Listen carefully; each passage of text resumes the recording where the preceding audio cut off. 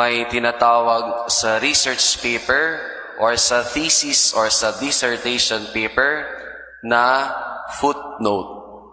Ang ibig pong sabihin ng footnote ay yung nakikita nyo po ang source kung saan nag-cite ang isang thesis writer, researcher, o yung gumagawa ng isang mahalagang papel na ipapasa sa panelists o sa mga profesor sa paaralan.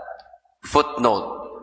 Kadalasan ito ang dinitignan ng mga professors at panelists kung may basis ang iyong mga pinagsasabi at punto sa iyong research paper. Kung hindi man footnote, sa pinakadulo o likod ng bahagi ng isang paperwork, tinitignan ng isang mahalagang parte, yung listahan ng iyong sources. Ang tawag doon, bibliography. References. Malalaman doon kung ano ang iyong mga ginamit na sources. Libro, internet, citations sa isang mga tao, sa interview, etc., etc. Sources are very important to know and qualify that what you said is very truthful or even it has a weight. Sa ating mabuting balita, ayon kay San Mateo, narinig natin ang pagtatanong-tanong ng mga high priests, chief priests, elders of the people. The question to Jesus, by what authority are you doing these things? What is your source?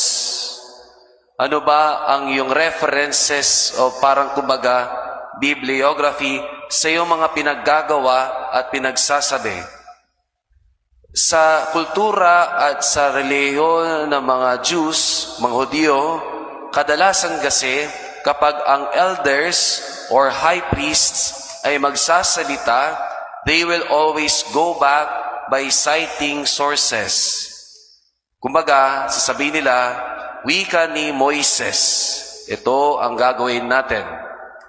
Ayon sa Torah, ito ang kasulatan ng Diyos.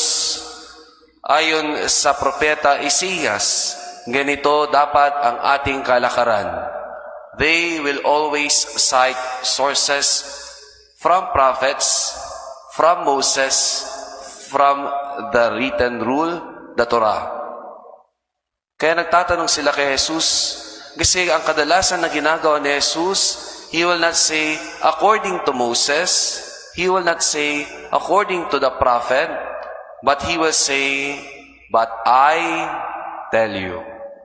Yung lagi niyang bukang bibig. The prophets of old will say this and that. But Jesus will always respond, but I tell you. Sinasabi ko sa inyo na ganito. Ano bang dahilan kung bakit nagtatanong sila patungkol kay Jesus? The answer is like a panelist questioning, what is your source?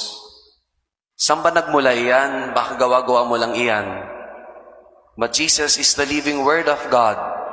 Siya ang nakikita na salita ng Diyos na dating hindi nakikita. Because Jesus Himself is the very source of our living Word of God. The invitation for us today, ang panyaya sa atin ng Diyos ngayong araw, ay huwag na tayong maghanap-hanap ng kung ano namang mga sources sa buhay natin. Alam nyo, isa sa mga napapansin sa mga Pilipino, mahilig sa horoscope.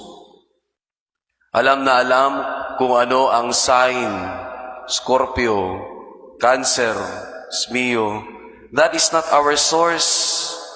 Others will always rely on the Chinese. Anong ibig sabihin doon?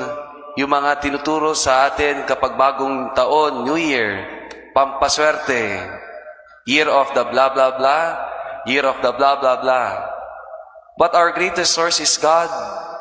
We should not look for any sources because God, Jesus Christ Himself, is the source. Do not be like the chief priests and the elders, questioning God, what is your source? Because Jesus Christ Himself is the very source of our daily life. Amen.